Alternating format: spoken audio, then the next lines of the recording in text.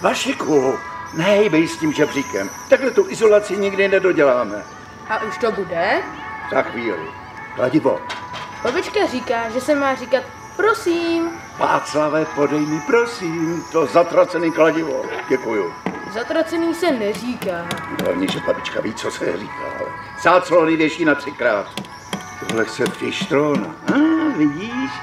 Dědo, a tamhle to má takhle vylejzat ven? Cože? To... Jak se vyhnout chybám při izolaci? Podívejte se na náš seriál na www.izover.cz/inspektoři.